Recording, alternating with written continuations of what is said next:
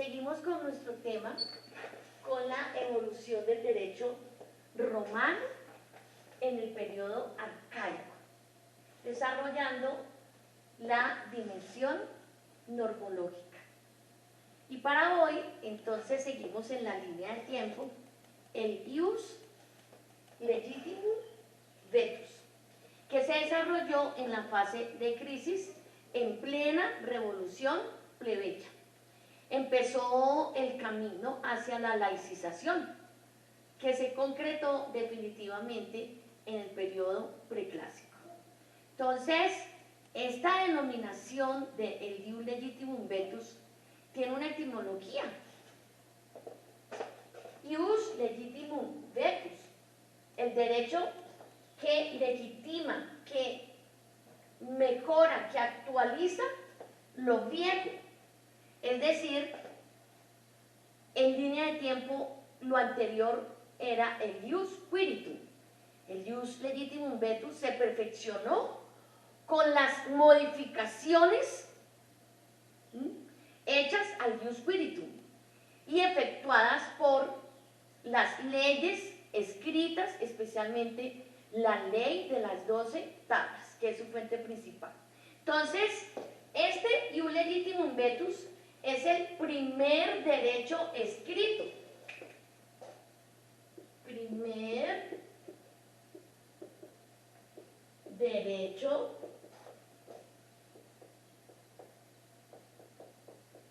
escrito. O sea que aquí tenemos la transición del derecho oral al derecho escrito, del derecho consuetudinario al derecho positivo. Entonces vamos a colocar aquí en la mitad transición. Y aquí vamos a colocar ius quiritum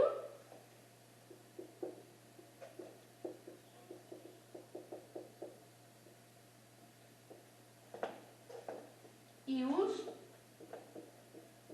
legitimum vetus, de el derecho oral consuetudinario al derecho escrito positivo.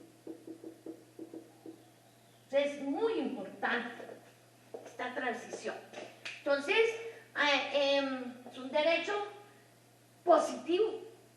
Entonces, en el marco general, en el transcurso de los siglos VI al V antes de Cristo, el ius quiritum comenzó a perder la capacidad de enriquecerse de otras normas que hicieran frente a las nuevas exigencias emergentes en la vida social. Este fenómeno se encuadró en la fase de crisis. Dependió esencialmente de su crecimiento de la clase plebeya y de su progresiva unificación y organización en clase revolucionaria y de lo que se conoce como una revolución plebeya.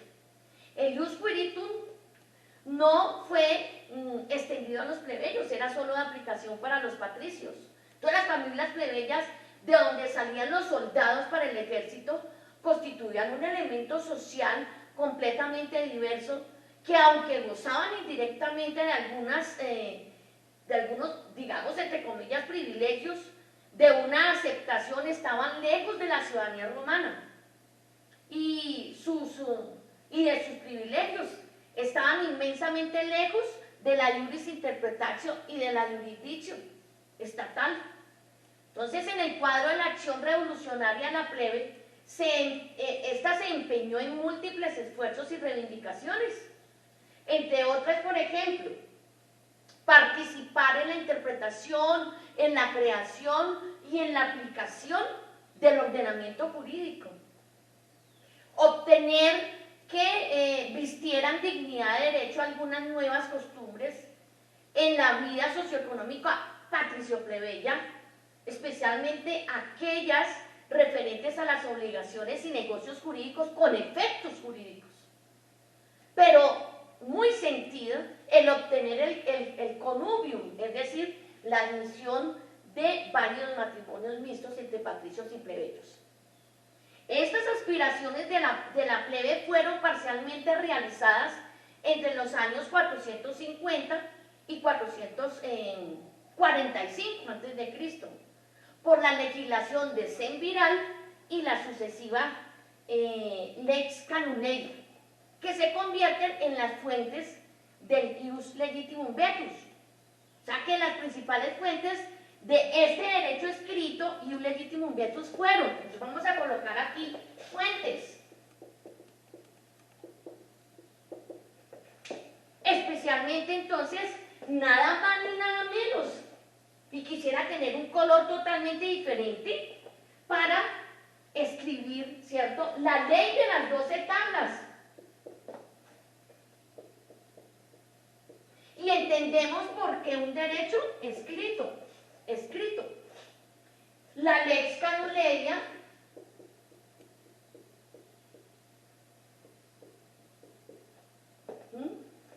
y pues las otras normas que actualizaban el Ius Spiritum.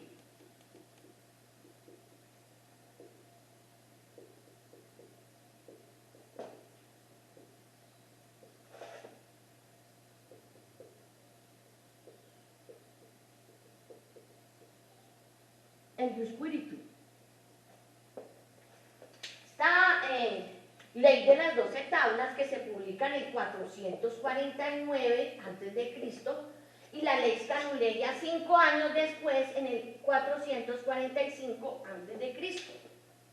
Entonces ya entendemos la etimología, derecho que legitima, que actualiza, que mejora, que quiere que el derecho cambie, que el derecho deje de ser anacrónico por las necesidades de cambio en una sociedad que está en constante crecimiento. Entonces todas representaron providencias de carácter normativo emitidas por los patricios para responder a solicitudes urgentes y avanzadas de la plebe. Por ejemplo, la Lex Canuleia, fue un logro que se hizo expresamente a través de un plebiscito. Entonces, de plebiscitos pasaban a leyes y en una asamblea plebeya pasaban entonces a una asamblea popular de patricios y plebeyos y pasaban leyes.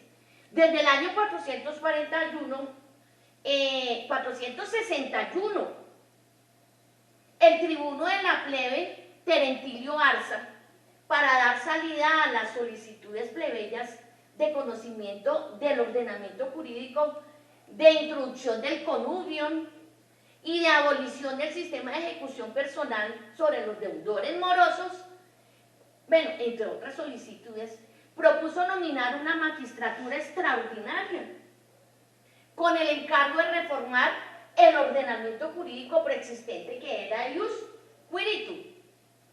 No obstante, la viva y terrible oposición del patriciado, más tarde una comisión de ciudadanos romanos viajó a Grecia para estudiar las leyes de Solón, que se habían expedido en el año 594 a.C., y para informarse sobre las leyes mejores y más adaptables a las necesidades de la comunidad romana.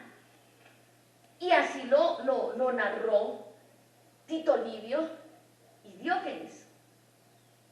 Se procedió entonces a la formación de un colegio extraordinario cuyo jefe fue Apio Claudio, que era un notorio antiplebeyo. Este colegio estaba integrado solo por patricios. La plebe estaba excluida. La magistratura extraordinaria de los decemviros, 10 miembros, 10 varones de Chen, 10 virilitas varones, fue investida de una función legislativa. Esta comisión de Semviral, entonces en el año 441 preparó 10 tablas de leyes, y en el año 450, con la introducción de 2 plebeyos al puesto de 2 patricios, el colegio de Semviral introdujo otras 2 tablas de leyes, pero hostiles a la plebe. como la prohibición explícita del connubio, es decir, de contraer matrimonio entre patricios y plebeyos, y además la esclavitud por deudas. Como consecuencia, pues una rebelión del pueblo de la plebe tumbó esa comisión decemviral en medio de su actividad y la legislación quedó, pues, incompleta, pero en el año 449 los cónsules Valerio y Horacio, entre las iniciativas tomadas para aplacar, pues, la plebe que estaba en agitación, ordenaron la publicación de la famosa ley de las 12 tablas. Entonces la ley de las 12 tablas se publicó con la Lex Valeria Horatia. Entonces la prohibición al connubio, después de vivas y profundas polémicas, se abolió solo 5 años después, en el año 445, con la tan conocida, ya dijimos, Lex Canuleia. Entonces la legislación decemviral se desarrolló en este contexto histórico. Así es que el nexo entre las 12 tablas y las leyes de Solón fue totalmente evidente. Es uno de mis temas favoritos. Un vínculo profundo estrechó los dos fenómenos legislativos más relevantes del mundo antiguo, la legislación solónica y la legislación decemviral, que las distingue de las grandes legislaciones del vecino oriente en la antigüedad. Las dos tienen un carácter destacadamente laico, laicización,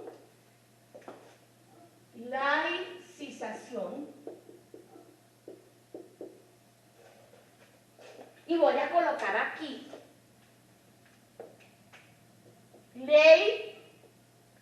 leyes de Solón.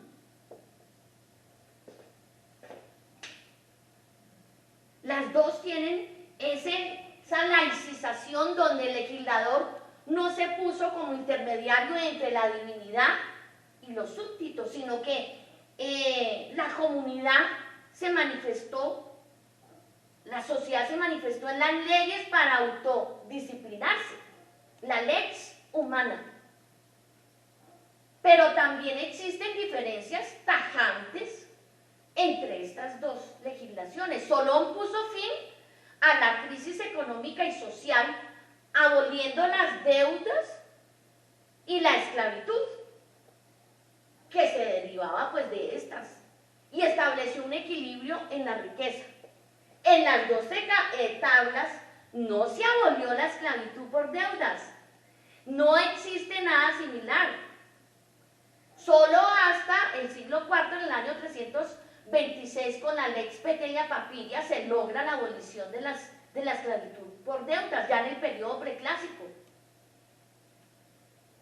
Esa Lex Petelia Papiria que prohibió que los deudores fueran encarcelados. Ninguno podía ser sometido al verdugo o a las cadenas a menos que hubiera cometido un delito. Pero eso ya era represión criminal, y eso lo dice Livio, Tito Livio, en su libro octavo.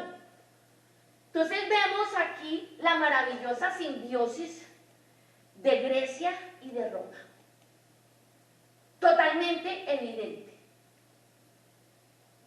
El apoyo de Grecia, el aporte de Grecia a Roma. Pero con relación a la ley de las 12 tablas, vamos a hablar generalidades porque en el próximo video vamos a desarrollar el contenido, a tratar, porque se necesitaría entonces una especialización.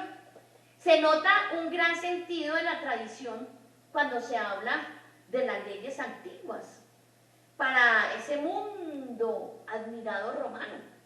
El pensamiento, entonces, cuando uno habla de estas leyes, corre inmediatamente al pensamiento de que son las leyes, la ley de las 12 tablas son las leyes por excelencia.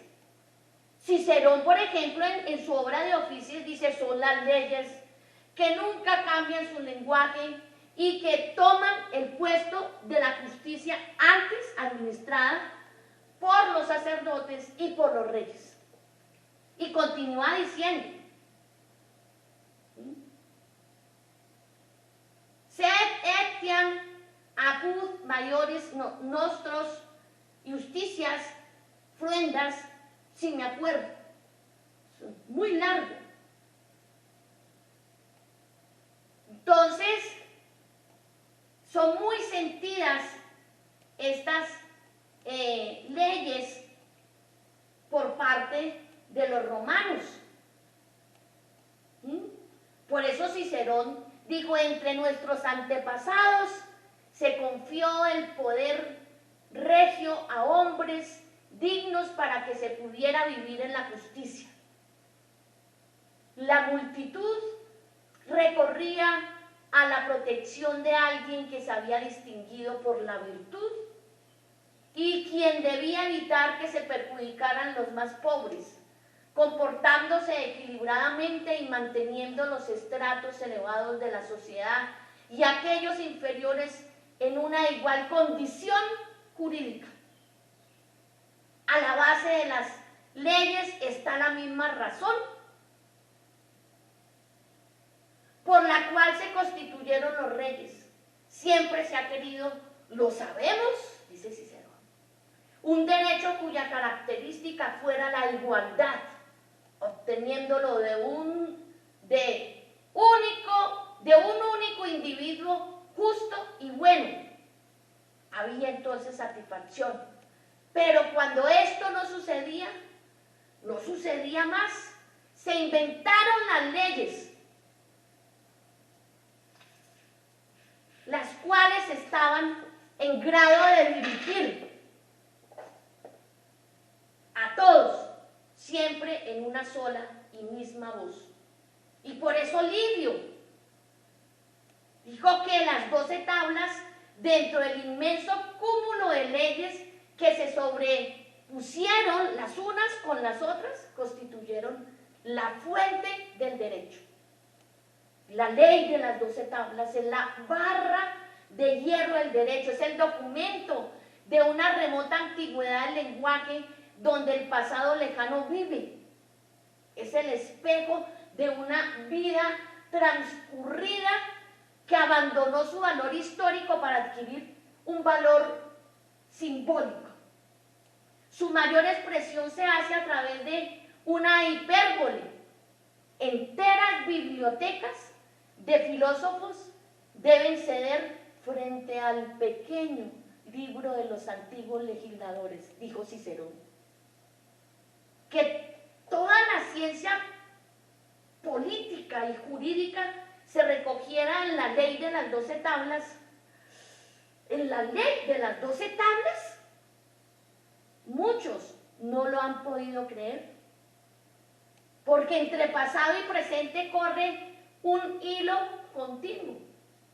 El ordenamiento jurídico cuyas raíces son las 12 tablas creció y se desarrolló en el tiempo, y por eso hoy, en el siglo XXI, seguimos hablando de la ley de las 12 tablas, que constituyeron un punto central de las primeras obras de la jurisprudencia romana y que son leídas hoy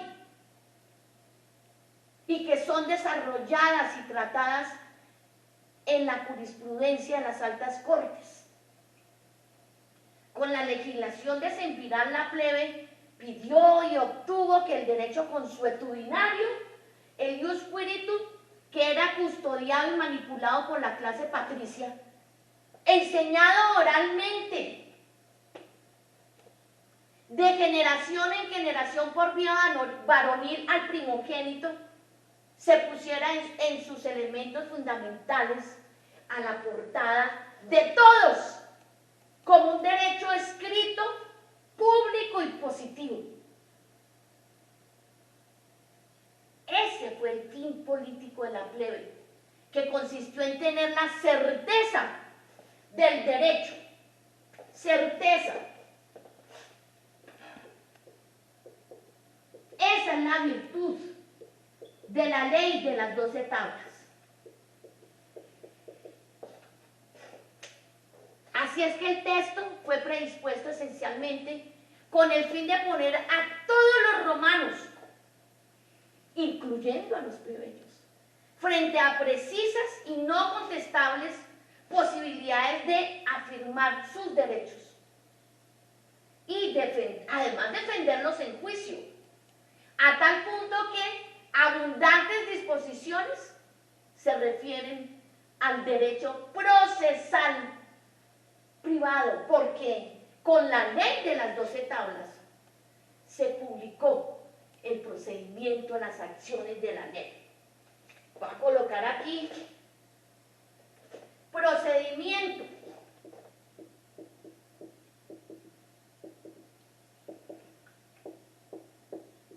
de las acciones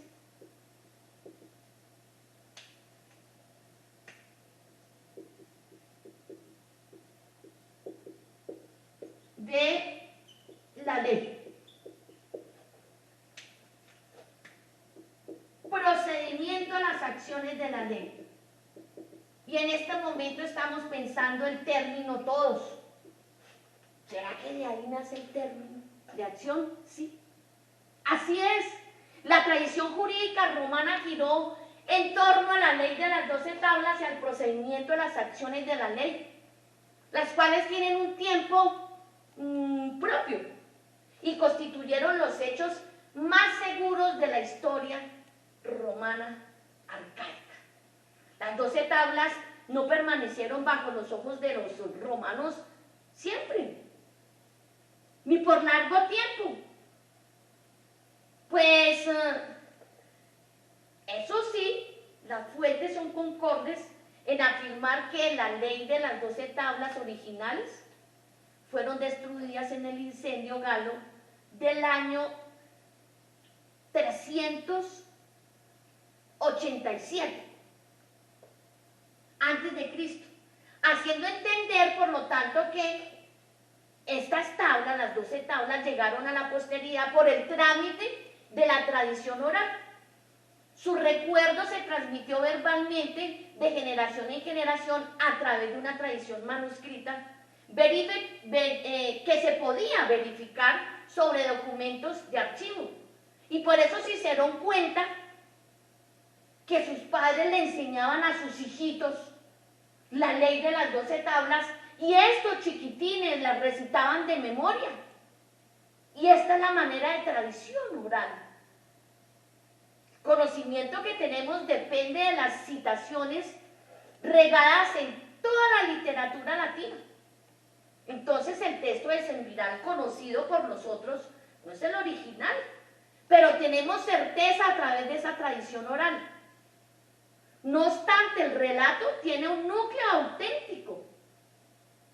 Las 12 tablas se encuadran en las luchas sociales del siglo V y son el resultado de una profunda transformación constitucional, porque la forma de gobierno cambió y el poder pasó de los cónsules a los decemviros, como antes había pasado de los reyes a los pretores militares y de estos a los cónsules, y esto lo dice Livio en su libro tercero. Para Cicerón, grabar en la madera de roble las leyes u otros caracteres fue una sabiduría antigua, y por eso también Diógenes de Halicarnaso dijo que Ancomarcio ordenó que se transcribieran en madera de roble las normas sacrales de Numa. Igualmente piensa que la ley de las 12 tablas se transcribieron en láminas de bronce, de acuerdo también con Livio y con Diodoro. En cambio, Pomponio piensa que se transcribieron en madera. Definitivamente, me gusta terminar esta parte de el Ius Legitimum Vetus como el derecho escrito, cierto, público, positivo, con su fuente principal la ley de las 12 tablas que se ha convertido en la barra de hierro del derecho. Gracias.